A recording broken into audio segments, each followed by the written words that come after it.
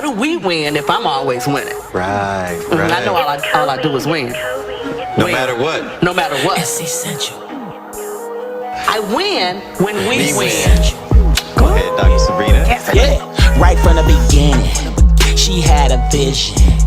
It was a daily elevation for essential living. That's that good intention. All you gotta do is listen. Creating magic during uncertainties be the mission. Dr. Sabrina Jackson, serving God must be a passion. Cause being a better person begins with daily practice. Love is the attitude, that's what we gotta do. Mental Health Mondays on Fox News in Detroit, that's Channel 2. Look us up, baby. Gon' do your research from Cass Tech to Eastern. Yeah, we've been in it for a minute. We've been winning for a minute. It's essential. How you living for God? It's essential. How you living in your mind? It's essential. How you living for freedom? It's essential. How you living with Sabrina? It's essential. It's essential. It's essential. It's essential. It's essential. It's essential. It's essential. It's essential. It's essential.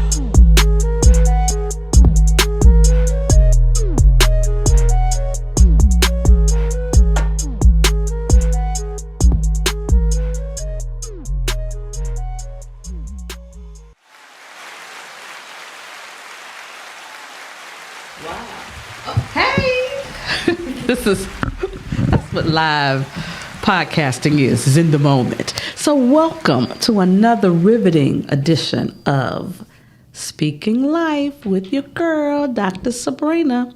I am Dr. Sabrina, your host, the people expert.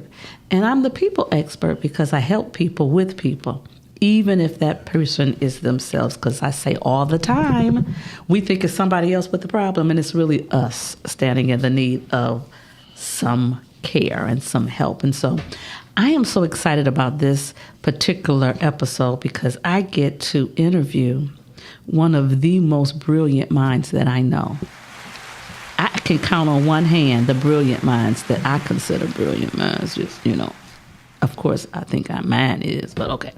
But this gentleman is so dope. He's so smart. He's so innovative. He's so creative. He thinks way bigger and broader than the average bear. He really has done everything in the media world. He has done everything from writing, from producing, to movies, to TV, to podcasts, to award shows, to hip hop. He's a hip hop legend. He's a hip hop legend. Then he does everything from graphic work to he owns businesses. The list goes on and on. But at the end of the day, he's just a brilliant mind. His mind is always thinking, going. He's wanting to let other people be their best selves and how he can help push them into a space that they may not even see themselves in. Because I'm going to tell you, he does this to me all the time. He'll just call me up and go, "Hey, Dr. Sabrina, what you think about doing this?" And I'd be like, "Oh, I ain't never done that." That don't mean you can't do it. So then we get busy doing it. So can I have everyone get excited about this particular episode of Speaking Life with none other than my brother, Mr. Miles Dixon, is in the building. I was waiting for the person you was talking about to come through the door. Thank you so much for that introduction. That was so dope of you. No. I almost shedded a tear. Oh my God. I did shed a tear. Thank you. But you are, and I tell you that all the time. You know I believe that. Yes, you do. And you tell me all the time, and every time I got to cash app you and stuff, and I was still, my cash app is gone. No, but thank you. I do. You pour into me often. Trust me, and it makes me feel needed and wanted when times I don't. So I appreciate you. Wow. I want to start here. Okay. Where did the idea, because one of the things in your bio, it says you've never worked for a person. You've never had a job, a job. You've always done something where you were generating the money to live off of. Yes. When did it start? That thought started in my mind when I watched Roots for the second time. I said, "Oh no, I couldn't do that. I swear." My mother used to be like, "So, what did you write?" My assignment was to write about Roots after I seen the show, and my mother like, "So, how did you get an A?" I was like, "Because I told my teacher I don't want to work for nobody because I think only slaves work for somebody." And then my mother said, "I work." I said, "I'm sorry, Ma." But I just had the mentality, like, my mother used to always complain about going to work. And I was like, I don't want to be like that. So that started off, and I started drawing my drawings and going to my neighbors, knocking on the doors, selling my drawings. Wow. It's a neighbor named Miss Carter. She got every picture I ever sold her. And how much did you sell them for? It all depends on how big the paper was. 5 cents, 25 cents, 50 cents. So it was all about the size of the paper. Yeah. Wow. I learned that. And how old were you then? 6. That is really bananas. And so you know what's so crazy, though?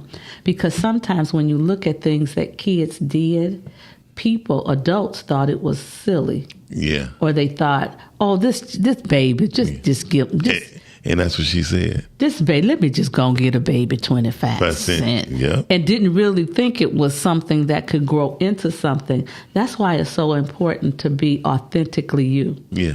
Because you can't be anybody else. Right. You can only be best at you. Yeah, definitely. And you are one of the reasons why I keep telling people you can't believe that what's in you is in somebody else. No, I say that. Stop looking for you. Yeah, quit looking for you in somebody else, because it ain't there. Because I used to do it all the time, and when you told me that, I got it immediately. And my mentor told me in different terms, but but you made it plain. So that was Thank dope. you. Well, I appreciate it. Thank you. So we started at 6. Drawing pictures and selling them to the neighbors. And then what did you do? I started dubbing videotapes, putting 2 to 3 movies on one VHS tape and renting them out at my house. Wow. And how old were you when you were doing that? Oh, wow. Probably like 12. 12 years old, has the idea and the mind, the presence of mind to take videos, put them together, and then not sell them. No. Random. Because if you sell them, you don't make as much money as you do when you rent. And my mother came home one day. I had all her elephants rearranged, and I took one bookcase and did my movies. I said, "Ma," and I had a sheet of paper.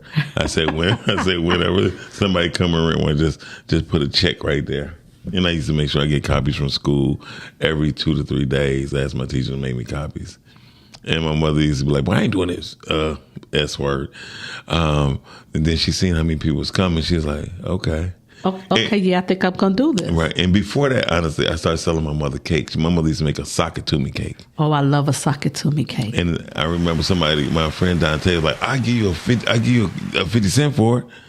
I was like, here. For a piece? For a piece. Okay. For a little slice. Uh-huh. And so I came out, and other friends like, I give you $1. So I made like $13. My mother came home.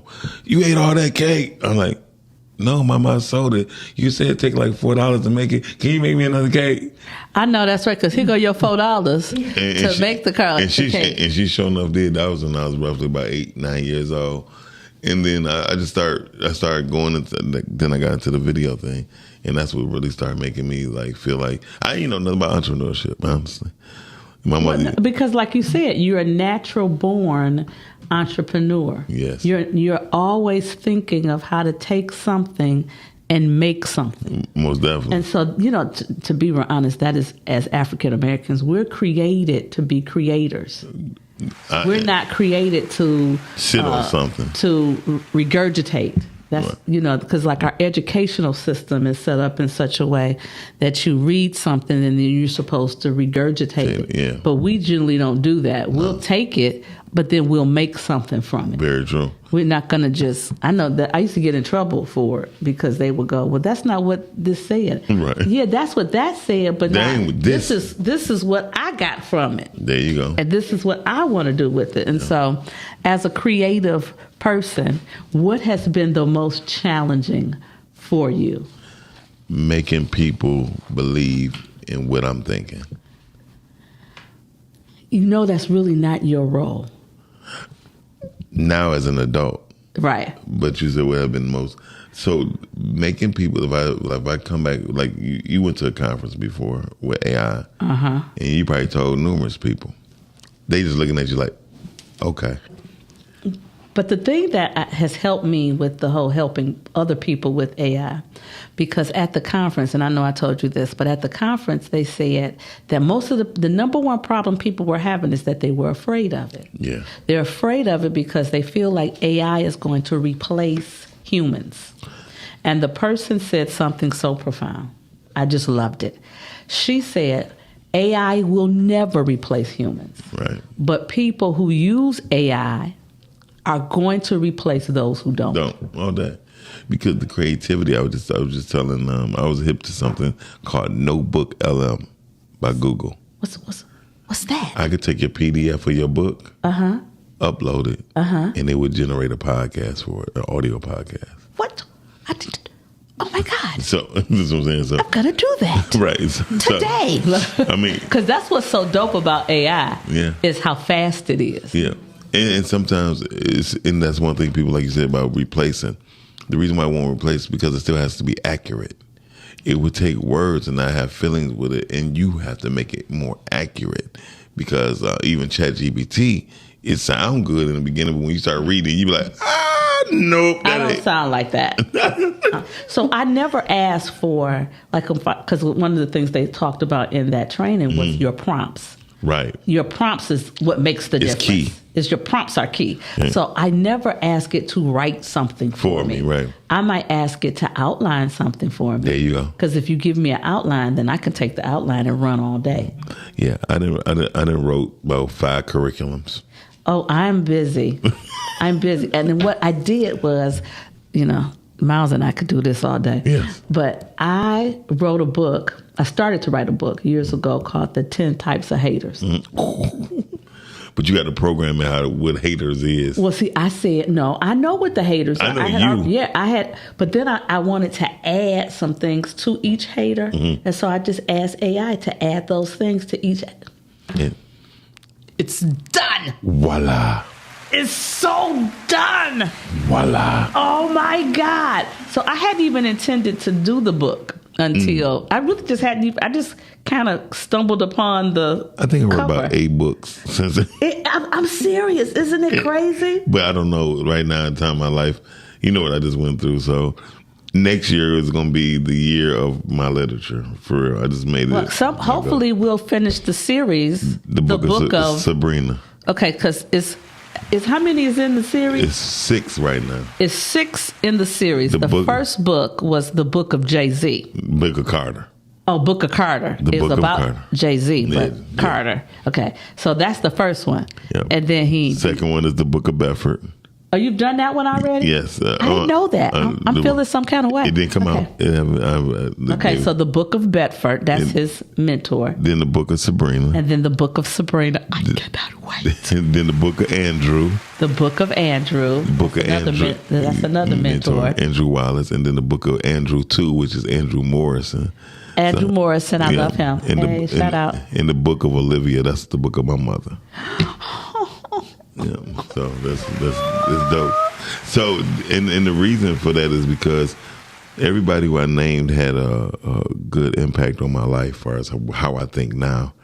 And people say, well, Jay-Z, I said, I just took his lyrics and his quotes from his book, his lyrics, and made it the chapter titles because he has a lot of good points. And shout out to Marcel, your son, who encouraged me even more to go forward. Like, yeah. So it's so cool because Marcel loves Jay-Z. Yeah. So when he saw that, I don't you hadn't published it yet. I didn't publish it. He hadn't published it, but he let Marcel, and Marcel was like, "Oh my God, this is amazing!" All right, now, and it takes a lot to impress Marcel. I know. Marcel is so laid back. He laid back, but he dope as hell though. He dope. You raised a dope son. He is married now. Yeah, I was married. No, you can't say that. He's married now. And so today on Fox 2, at the end of my segment, I shouted out my daughter in love and showed the picture of them showing their rings. And I'm so excited for them. I'm so excited for the fact that you can tell that they really don't just love each other, because they can't keep their hands off. Every time we together, they just touching and kissing and grandkids coming soon. All that. But they like each other, so they giggling and laughing and playing, and I love that. I want that, but I love that. I want that, but I love that. I want that. I love it, but right. I want that. And it's just such a great example of, living your best life, because you really are created to be interdependent and not independent. There you go. But most people don't understand that, and it takes people like you to bring it forth into light so they can see what interdependent mean. Right? Yeah, interdependent don't mean that we enable each other. Right. It just simply means that I get you, you get me, and y'all exist together, and we're gonna exist together. Yeah. We're going to think about each other, because I say this, when you get married, you no longer belong to yourself. You never do. You belong to another person. You belong. There's a gospel song by the late, great Rance Allen. Rand. Oh! Rance has a song called I Belong to You. Oh, I like that record. And he's talking about Christ. But most definitely. That is such a great love song to someone that you... And a lot of love songs turn into gospel records. They do. Because when you love God as much as I do, I tell people, I had a theme, I am David. Because, I know I'm not perfect. And in my life, I have done things, but I love God more than I love anything. And so David was the same. So I am David. And people be so hard on themselves by living their life. Oh my God! And God ain't even concerned about none of that. No, because he already know. He knew what you was born for. He knew what you were gonna do before you did it. Exactly. So when people talk, no, God, especially my friends, I got friends that I'm just saving myself because God. I'm like, God already knew what you was gonna be. Hot box. Oh, hot pocket. Juicy box. Juicy box. Juicy box. I always say I got a juicy box. That's me. Okay, I do. Still got juicy box. Juicy box. Well, I just tell people. You're human. I tell people this. Dr. Oz is. I love Dr. Oz. Oh, Dr. Oz cool. Because Dr. Oz says that as humans, we should engage in sexual activity as much as possible. He says a minimum. That's the minimum of 3 times a week. Yeah. Minimally 3 times a week. And there's reasons for that, because it helps you stay healthy. Mm-hmm. There are health benefits. There's spiritual benefits. But people are like, but what is it? It's not your husband. Sometimes your husband has to be the person who you choose to be with. All the time, it don't have to be the lawfully thing with the state. Yeah. That's a whole nother thing. So let's we're here today. Did we go down that rabbit hole real don't want to go down that way. Especially not with him. Especially not with me. Oh, my God. I started letting all kinds of things loose. We don't want to let the things loose. Okay, so I do want to ask you, how did you get into music? Oh, my God. Actually, because do people know? Like a lot of people don't know. A lot of people don't know. Give us your my discography. Yeah. Oh, wow. I originally started as a DJ. I started as a breakdancer, turned into a DJ, and then... Hold up. You was a breakdancer? Yes. I was originally going by the name of Doc Wave. Doc Wave. I never knew that. Did you know that, Chantel? No. Isn't it this fun? Isn't this fun? And then I became... Because he's our boss, by the way, so we're learning about the boss. Okay. Then I became DJ Wave. DJ Wave. And then my name became Doc Chill. Doc Chill. Did you know that one? As a rapper. Okay. I was the first one. I was one of the first rappers that had a band. So before the Roots was the Roots, it was Doc Chill and the Chill Express. The Chill Express. Yes. I remember. I never forget one of them. What year was that? 1986. Wow. And I remember I was doing the talent show, and the guy said, "Okay, give me your tape." I'm like, "Where we going? We don't need no tape." He's like, "What?" I said, "I got my drummer, my keyboardist, and my guitars." So what y'all gonna do? I said, "We got our amps," and we performed, and people was very impressed, and they were like, "Wow!" Like, okay, y'all won. Like, we're done. It was a wrap. I mean, it was hands down we won, and we kept winning contests. And then I got home late one day, and my mother said I can't do it no more. And because you got home late. Because and you were I was a kid. I was like 14. He 15. was 14, winning talent contests. Yeah, with grown people. Grown people. Yeah, with his own band. With my own band.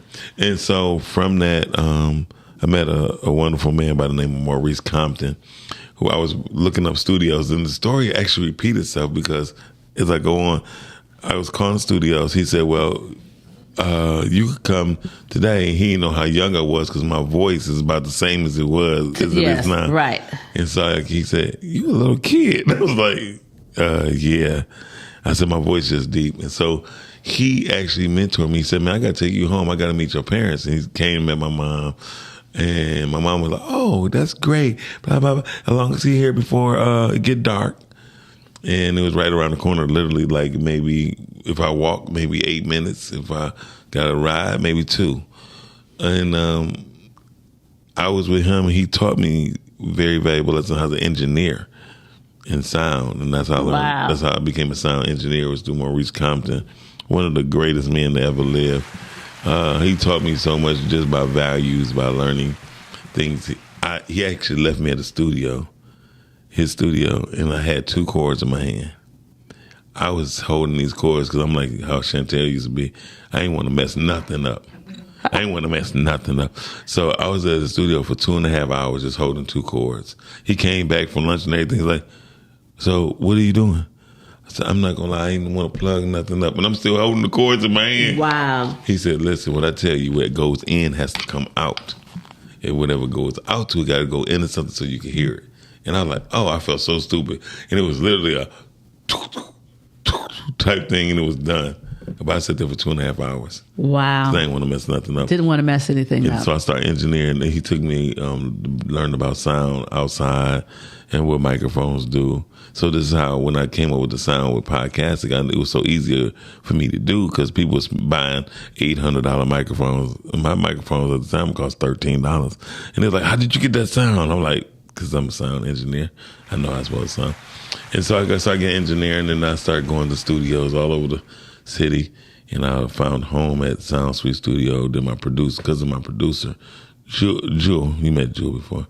Jewel became my mentor as a producer. Yeah. Jewel. Yep. And shout out Jewel. Shout out to Jewel. And once I got with him, he left me in the studio all the time to where I started producing music, actually making the music, the beats, bass lines, and things of that nature. And then from that, I became, me and Jewel had disconnected for a minute, and I got with a group called Exchange, where I made my hit record. And Jewel actually, because of Jewel, I made my first 2 records that charted on Billboard charts. I wrote a song called Yo Baby, Yo Baby, Yo. If y'all look it up, by Nicki Nick. That charted in Billboards at 78. And then I did The Pain Is on the Children, where Madonna even called and asked for me to open up for her world peace tour at the Palace in 89. Did you do it? Somebody messed that up. Shout out to Jewel. But I learned a very life experience. Madonna people had called 107.5. Like, Madonna's like, I want him to open up my show because we had the kids. The pain is on the children, and people loved it. And from that point on, it built up my situation. Hold that thought. Okay. We want to show something. Uh-oh. I hope it ain't not me dancing. I praise God. I hope it don't. I hope it ain't me dancing. Did you see them two fat niggas walking down the street? Who? I'm not.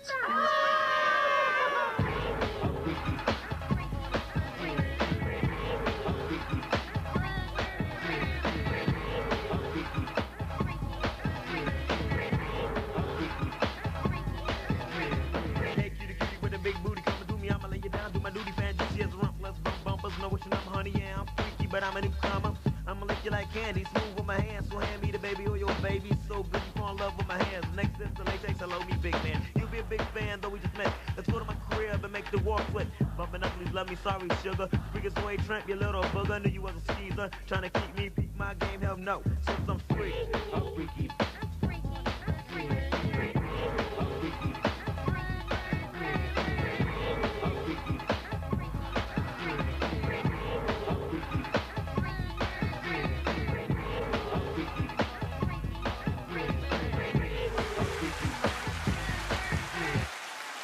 Tail.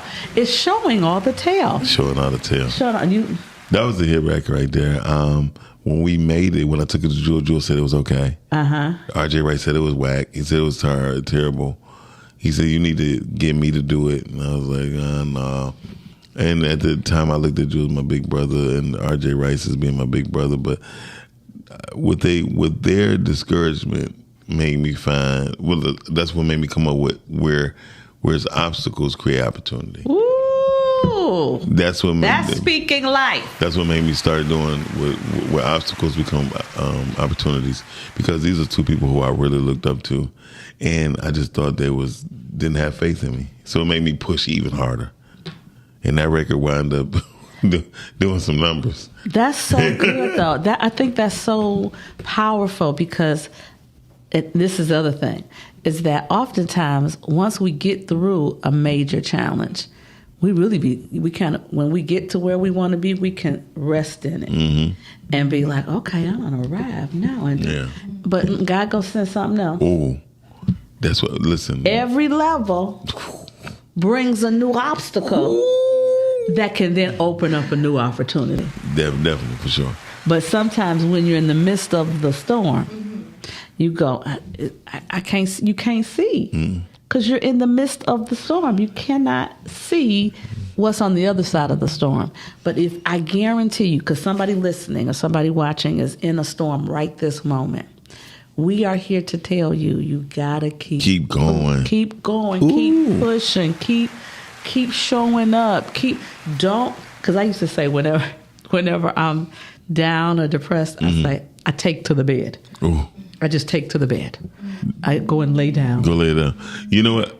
I'm not going to lie. It wasn't even that. Go ahead. Call her. Maybe you got to call her. That was the jam. I remember that song. This is Patrice. Hey, Patrice. Hey, Patrice. And let me tell you, when that song came on at the club, I was doing everything they were doing in the video. Yeah. You remember that song? What? That's the old classic. Yeah. And it's you were like and on you the were level of Luke. Yeah. You remember? Because it was nasty. No, it wasn't. Yeah. Let me tell you something. It wasn't nasty. It was nasty, but I'm gonna tell you this. This is how I knew we made it. Luke came to Chantonique's. Okay. And he sat for 2.5 hours waiting for us to come. They kept calling us. Back then, cell phones wasn't popping, because I was 92. Right. Yeah. And then Luke was sick. He said, "It's that harsh." So we got home, and our voice, what you call that recorder? Your answering machine. It was full. It was Barry Bill from Chantonique's like, hey man, you got Luke up here, man. And Luke, he's like, I gotta meet them, because at the same time, Shake What Your Mama Gave You was out. We was out selling Shake What Your Mama Gave You.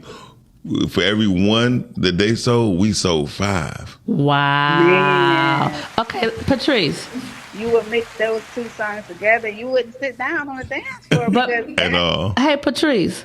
Hey. Did you know that Miles did that song? No, I just put on Facebook, like, who did this? Miles. Dixon. Yeah, I produced it. I produced it, and I was the first. And I wrote the first verse and the third verse. Shout out to Tina. She wrote her own verse. She's like, I can write my own stuff. So shout out to Tina. Wow. No, yeah, that was the jam. I remember dancing at that club because I had graduated high school at 89, so I had a little bit of freedom. And I would hit the club. I think it was a club on 6 Mile. I can't remember 6 Mile and like Evergreen area somewhere, and they would play that song, and me and my friends, we would dance. We would just want to dance for by ourselves, just throwing down. But I remember that song very well. Thank you. Wow. That is so. Isn't it cool when you find out about people you know? Yes! Yeah. Oh my God! You find out. You got to revamp that song. We did already. We got to come in. Me and Reggie and Tina already talked about it. But remember when they had the 50th year of hip hop? Was that last year? Yep. Was the 50-year anniversary? And they had a concert. Yep. At the Fox. At the Fox, and it was this year. Was it this year? It was last year. It was last year. Weren't you on program? Yes, I was on the program. He's on the program of the history. Yep. Of hip hop. Yeah, because that's definitely one of the starting points of that era of like the Luke sound, but it was like a Detroit sound because it was that, and then like Soul Pomone and Top of the Morn, like all these old songs. Actually, the person who originally did Soul Pomone was in the studio when he did, not Cadillac Dale, but the original. Wow. The person he was in the studio actually in the session. He said, "Yeah, girl," like he was one of the people. So shout out to him. Yeah. Okay, Miles, I see ya. So if you ever remember this song called "Get Geek, Get Geek," I did that. Yes. I did that as well. Miles. I also did Wet 'Em Up. I did a lot of dance songs that a lot of people didn't know, but unless you was in the music business, so I done a lot of music. He's done a lot of music. That's why I wanted to interview him because he is so into talking about what he does in the media podcast world. What is all that noise? I'm sorry. What you doing? Cleaning. Okay. I was cleaning. I'm stopping. She cleaning. I hear clicking, clacking, clicking and clacking. Yeah. Y'all send a shout out to Patrice Love. Yeah. Thank you for calling us in. We miss you. Yeah, she doing her thing. Thank you. Plus, you know, her husband here. Her husband here. She's happy. You hear her giggling. She look at she giggles. Cuddle butt. Yeah. That's it. We'll see you soon, Miss Patrice. Yes. Oh my God, that is so good. So I really wanted to have a moment. I wanted to do two things with you. Well, three things. Okay. So let me look at the time. Okay, good. I got time. Okay. So I wanted to talk about the music thing. I wanted to talk about where you got your start with this whole entrepreneur thing. But then I also want to talk about challenges. Ooh. Because I think that people, when they see you in a space like you put on the Oscars. The Oscars is an overwhelming success. It is. It's an award show for podcasters as well as people who are doing things in the streaming movie world. Yes. So to have both of those come together and people come and celebrate and all of that. And so I think that when people see you moving the way that you move, they think that you just kind of got it all. And you know what? That's one of my curse. You know, but the blessing and the curse thing can be real. They can be the same thing. It can be the same thing, and it all depends on how you handle it. Fortunately enough, I have people like you in my life. Unfortunately enough, I don't know how to handle or present certain things at certain times.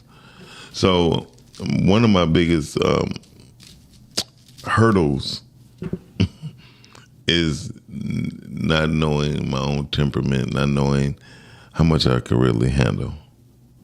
And me not knowing what I could really handle, I find myself sometimes falling sick. You feel me? I'm not taking care of myself, not being healthy, not being mindful, not being very demure. But me just not focusing on myself. But this year, the rest of the year that's left, roughly about 6 weeks ago, I promised I'm going to make myself be happy every single day. no matter what's going on in my And I life. love how you said that. Yeah. That you're going to make yourself happy. Most definitely. You cannot look for happiness outside of you. Not at all. God has given us the ability to, that's why I love the term rejoice. Because re means to repeat. Pete, most definitely. And joy is the inner joy. So we have to rejoice. We have to tap into the things that brought us joy in the first place. And when we tap into it, then we can rejoice. We can repeat. We can So when you think about spaces and places where you're not happy, where you're depressed, you're down, you're irritated, agitated, frustrated, not knowing what to do, if you take the time to stop and tap into a place that brought you joy, tap into a place that made you laugh, because when you laugh, laughter is medicine for your soul. That's what the Bible say. And so if you can tap into that, it will recalibrate. It will get you to a space of being at that happy place again. So you control that. Other people don't control that. Right. I totally agree. You have to do things that make you happy. Every day. I made a conscious effort because I realized that I was going, when I started thinking about certain things like my friend Melissa Talbot, my mother, and people who I lost, I started going down this rabbit hole of being kind of depressed. You weren't kind of depressed. I was depressed. I was depressed. And everyone handles grief differently. Yes. And hamburgers. But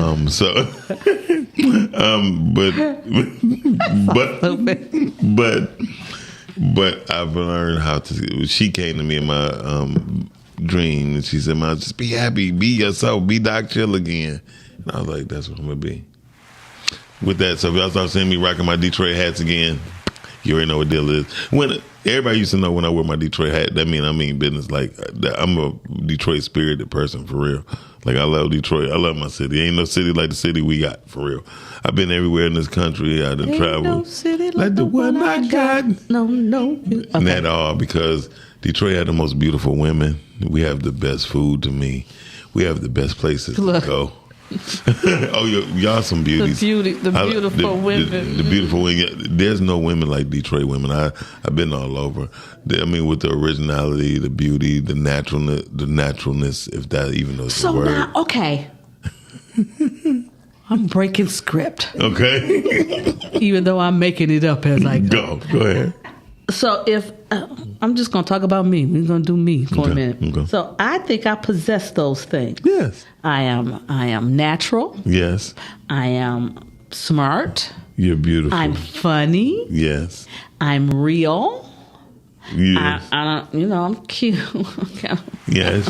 Got a little cuteness going on. So why does it seem so difficult for me to be found? Because I already know his answer, but I just be wanting to get it on tape.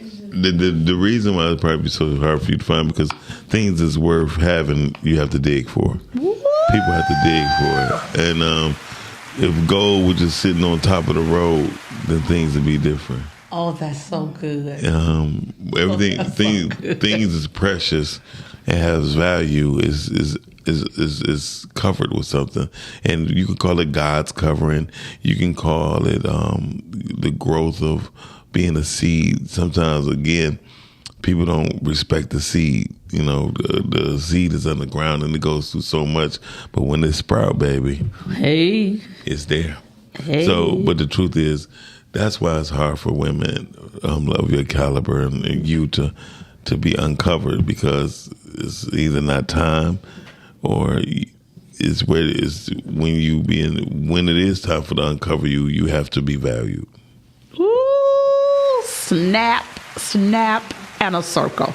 Because me and Miss Patty were talking today, and we were talking about how men these days don't just do the chivalry. We were talking about how chivalry seems to be dead, that people don't just call you and ask you out and then take you out, and then when they get there have flowers for you just because. Well, let's go back to the concept and originality of those things. I love it. I love a smart person. Go ahead.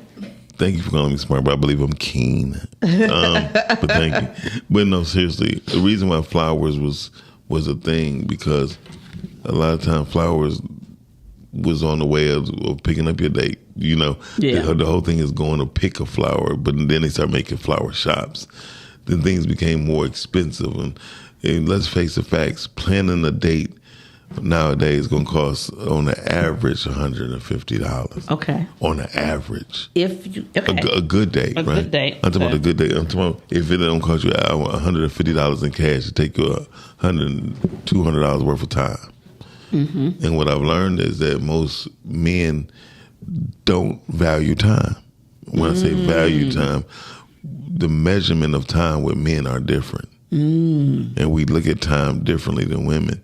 So when we say be ready, we come to get you at 5. We need you ready at 5. Okay. And so if I don't walk out the door at 5, then I don't gotta. We start getting anxiety. We start to think things like how y'all might think things. We're like, dang, do she really want to go? Okay. I mean, why is she not really ready? Right. Okay. And I can see that. Yeah. And so, but most women don't think like that. Don't think about that. And the truth of the matter is, we have the same emotions you have. It's just that we don't show it as much. So when it comes down to a woman saying, I'll be out in 15 minutes. Okay, so 15 minutes, she's talking to a girl on the phone. Is she calling? Is she checking on my Facebook? What is she doing? You know what I mean? I might actually just be changing my shoes. But we don't understand that part until we get to know you. Right. So in the fact of while we courting you, things are, again. I feel like men don't court anymore. Wait a minute. But you know why we don't court? Let's do a test. Like I had to do this test, right? Right now, go on your Instagram right now. Okay. We doing this live, y'all. Okay. We about to do this test. Go on Instagram, on your Instagram. On my Instagram. I'm on my Instagram. Okay. Scroll up 5 times and tell me how many times do you see a woman with her butt tooted up? Oh, just on Instagram. Just on Instagram. 1, 2, 3, 4, 5. Did you see any women? I saw one woman, and it was by age. It says by age 35, you should be smart enough to realize, and then it's swipe to read. Stay silent. Not everything needs to be said. Cool. So swipe up 5 more times. 1, 2, 3, 4, 5. Did you see anything of any nude pictures? Nope. This is at the nope. It's no nude. So Shani. That's her algorithm. Cool. Oh, yeah. Sorry. You were booty. Booty. It was booty. So what I'm trying to say is, it was booty. So just imagine on a man's Instagram, the first 2 to 3 pictures is a woman tooting up. Or I'm just being honest with you, like showing booby, whatever. It's like, so this is all we see. You never see a woman reading. You never see a woman holding her child reading. You never seen a woman sitting up here catering to a man like, hey, honey, how you doing? Now, there's one couple out here that is doing so. That they're doing a disagreement. They say, we may disagree, but before we leave the house, we must hug. 5 seconds. 1, 2, 3, 4, 5. So love has to be put in our presence in order for us to support it. So so courting is different. So when you have these conversations. And I don't like it. But the whole thing is. I don't like it. And I'm at the point now that I don't even want to talk to. I promise you, soon as you say something sideways, I'll give you an example. I met a guy a couple of weeks ago at a local restaurant. And we took a picture. Because, he was flirting, I'm flirting, and then exchanged numbers, and I had the picture on my phone, so I text him the picture, and I says it was refreshing meeting you, and I look forward to, getting to know you. He texts back. Please don't post that picture. I didn't post, but I wouldn't post. Right. No way, I'm the. Okay. Okay, go ahead. But he said, definitely. Oh. And then I didn't hear from him for like 2 weeks until today. Oh, it was the same person what you told me about? I'm going to read you what he said. No. Okay, go ahead. No. This is good because I need Grand Rising. It's good, Doc. I need your help. You ain't. I ain't talked to you in 2 weeks. I don't even know you. Right. I hope this doesn't throw you off. But one of his cards was stolen. And they are telling him that he will be able to withdraw cash on the 4th. But he needs to be back in Detroit. He's not local. He needs to be back in Detroit for this job. And can I just send him enough money so he can drive back? So can I ask you a question? Did he say what kind of amount it was? It doesn't matter. Hold on, wait a minute. No, he didn't. He didn't. So here's one thing for sure, two things for certain. He might really need it. Okay. 2. But you don't know me. Hold on. Can I finish? Okay, go ahead. I'm sorry. But the fact he has not communicated in you 2 weeks, just cut that out. It did. And but thirdly and most importantly is that I don't know the conversation that y'all had prior. You feel me? You know, again, like I tell people all the time, you got to get the whole story. So did you ever talk to him about helping other people? No. Okay. Well, I mean, of course, people know what I do, and they know who I am. And so, of course, what I do in the world is to help people. So again. But I'm not giving out money. Wait a minute. Especially to a dude. True, but hypothetically speaking, you are who you are, right? Yes, I am. You might say, listen, you know what? I got 2 gas cards. I do have a gas card. So listen. But he can't get it. Wait a minute. And the only reason he can't get it is because it's here and he's in a whole nother state. So hypothetically speaking. Okay. Sometimes people just looking for solutions. They're not always looking for what you if you would say, listen, I could get you 2 gift cards if you stop by your nearest BP or whatever. But it's only going to be $40 worth, so hopefully you get here over $40, but whatever. I'm just giving an example. But they say, oh, no, I need $400. Then you be like, you know, I tell people, I told Shani about something, sometimes you just got to ask a question. They eliminate people out your life, period. You know what I mean? Because it been times in my life I really needed something. I didn't know how to ask properly. And I put it in somebody else's court when I should have said, I need $50. Right. But I didn't. My mentor got on me one day. He said, son, you said you needed something from me, but you ain't tell me an amount. Right. He did say an amount. He just said, I'm asking to simply borrow enough to drive there. I don't know how much that is. Well, how far is he? Georgia. That's 90. That's about 90 to 120.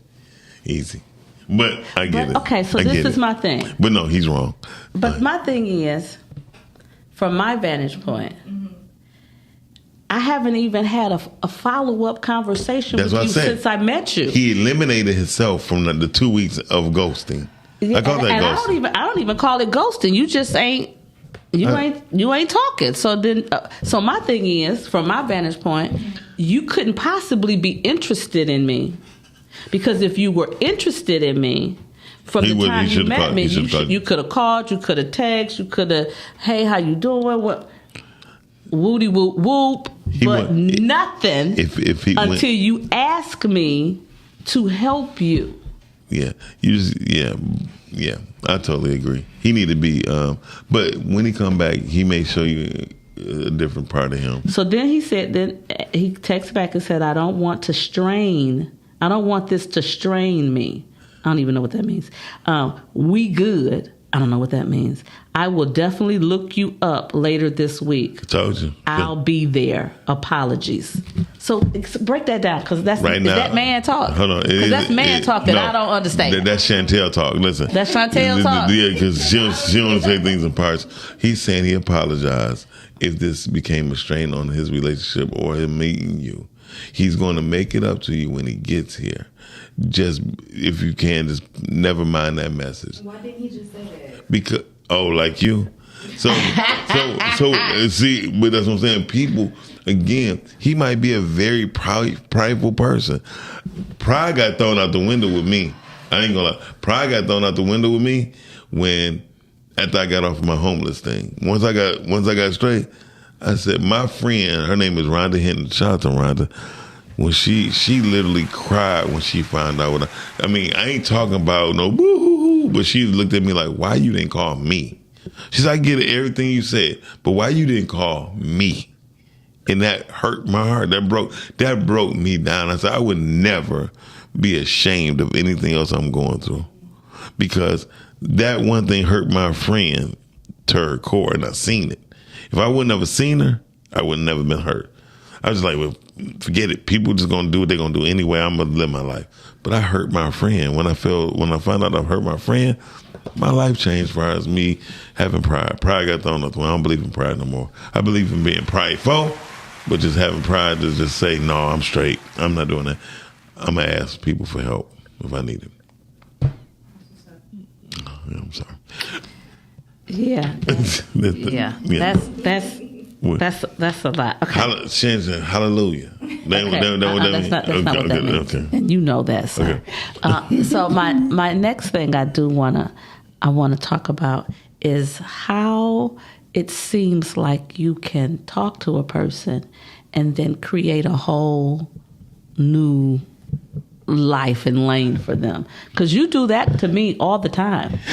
Like we sit and be talking and just kicking each other. So you should do a book on such and such and such and such. Well, or you need to do or you need to do a magazine. Well, or you need to. But if you ever noticed, all of us still go together. Yeah. So it's because I believe that I'm gifted and anointed at the same time, and my discernment makes me go to the core of people who has talent. And a lot of times I've seen people have talent, but they go everywhere. I just believe you need to stay in your own lane and keep it going, and where you know how these roads get wore out, to then they need repair. Mm-hmm. Mm-hmm. You just, like I tell people, I'm not getting rid of this iPhone till all the cameras fall off. You know what I mean? To where just unlike me, who wants new. Every time a new one come out, Marcel texts me and go, "Oh, they got a new customer." Yeah. Cause you calling up T-Mobile right now, going, can I get an upgrade? Am I eligible for an upgrade? One thing I learned about upgrades too is that they all have bugs in it. Right? In the sense of that's in your relationships too. Ooh. When you call yourself upgrading with another person, ooh, it comes with new problems, new situations. Your upgrade ain't always good. So a lot of times you need to ride out what you have. And then when that don't work, then you either try to fix it or you could upgrade your situation. So I learned in my life that the newest don't always mean the best. The newest don't always mean the best. Yeah, you gotta let time and God sift that out. And you ask me the question, when I see things in people, like I see in Chantel, like I see in you, and I see in other people, I just like, okay, well, if you look at it like this, look at it this way, because this don't cost $12,000. This costs you $200. You said you got 5, so use a $200 on this. Save that $3 and promote what you're gonna do with that $200. And then once you get $12,000, you feel me? Mm-hmm. Now your value, you making your value go up, and that's what I do when I see in people. I took a picture of a Ronald McDonald's fixture. Mm-hmm. Ronald McDonald look like it's a horror picture now. His hair coming down, that smile look broken. You know what I mean? Mm-hmm. It needs an upgrade, right? Mm-hmm. However, they don't see why. I'm not gonna lie. I had a Big Mac the other day because they had the new Big Mac chicken. So I had to try it, and I went in there. He had to try it. But I took a picture of that, and I said, even things that we think that people have together, why would you have something like this in the middle of your store? And I said, oh, I get it. And I related to what's going on in my life. Sometimes people just wear a mask. Woo-hoo. You know what I mean? And we don't pay attention until that mask start wearing down, that the hair was never really like it was. You know what I mean? The smile is really broken anyway. So they wear that mask and thinking that the mask gonna be fixed all the time, but that makeup come off. And so that's how I looked at what I was watching, or what I was looking at. Now it made me throw the rest of that Big Mac chicken away. Did you? Yeah, I did, because I just thought like they couldn't put that much effort into my food neither. Evidently, if they let this in the middle of their store. Wow. So I walked away from it and threw my fries and my Popeye. Okay, I'm lying. I kept the Coke. I kept the Coke because I was like, this is my last one. So I kept the Coke, but didn't even drink the rest of it though. But I threw the food away. So if you had to say, what are your big new goals, like something that you're going after that is big, because I believe that if you're going after a dream and if it doesn't cause you any feeling of uncomfortableness, it ain't big enough. Right. So I'm not even going to say it's my dream. I'm going to say I'm going after my purpose. My purpose is to do the ultimate media situation, like show real things through film and my writings, bring my books out and have them all tie in together. So when I do the the business Bible and have everybody collective, it's going to be a documentary. You feel me? So it's going to be a documentary with me. I mean, everything I do. You know, I'm so vain. That's I'm very strategic when I do things. So vain. Shout out to Tanja Ayers. I told her when she had a book, I said, you got to play. If you got to play, you got a movie, right? She wound up dedicating one of her books to me because it's called the business book, How to Do Business, I believe, by Tanja Ayers. And it was because I'm like, it only makes sense. Don't go try 7 streams. Become the ocean, because oceans create streams.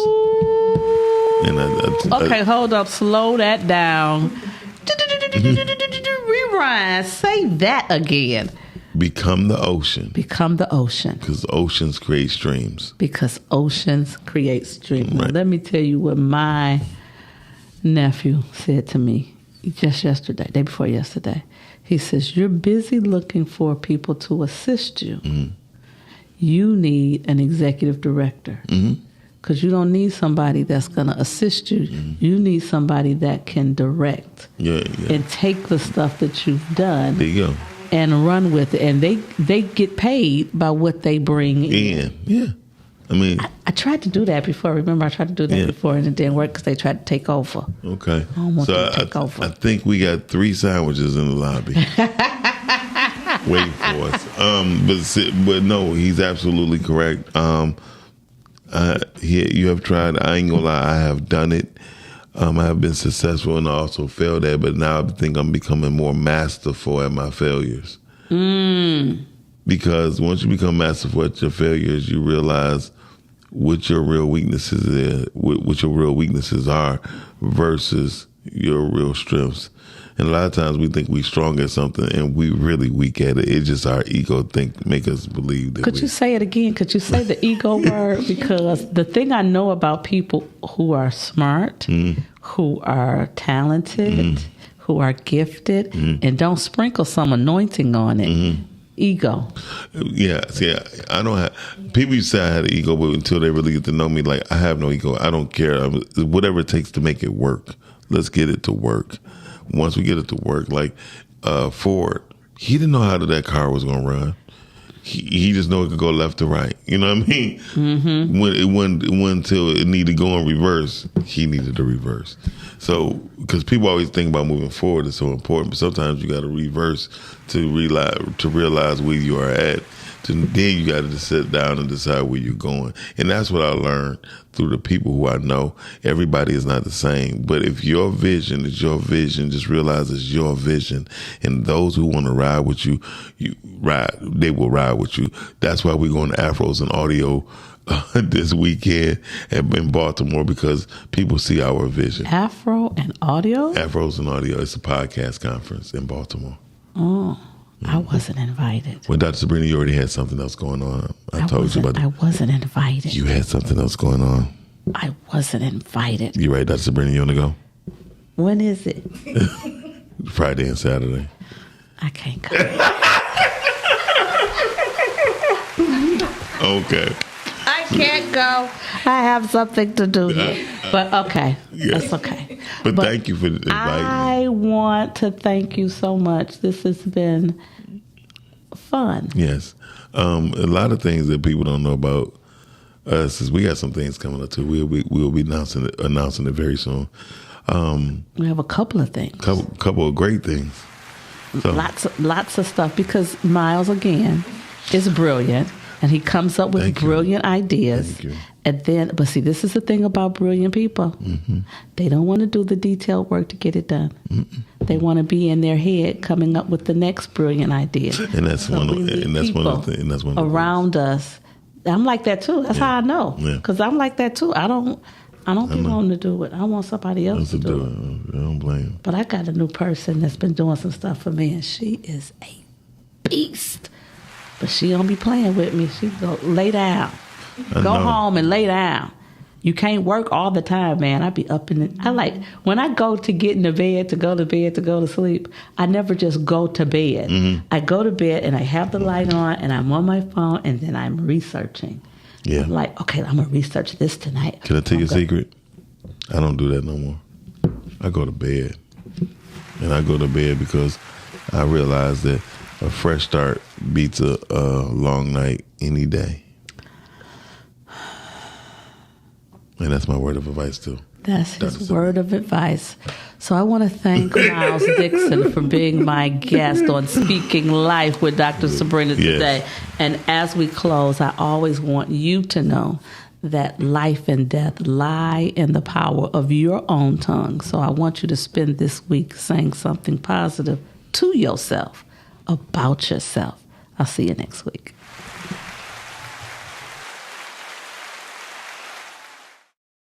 How do we win if I'm always winning? Right. I know all I do is win. No matter what. No matter what. It's essential. I win when we win.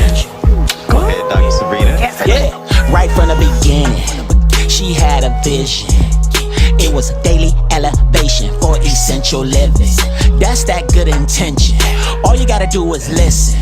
Creating magic during uncertainties be the mission. Dr. Sabrina Jackson, serving God must be a passion. Cause being a better person begins with daily practice. Love is the attitude, that's what we gotta do.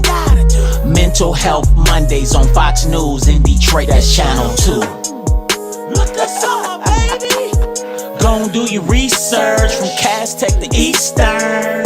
Yeah, we've been in it for a minute. We've been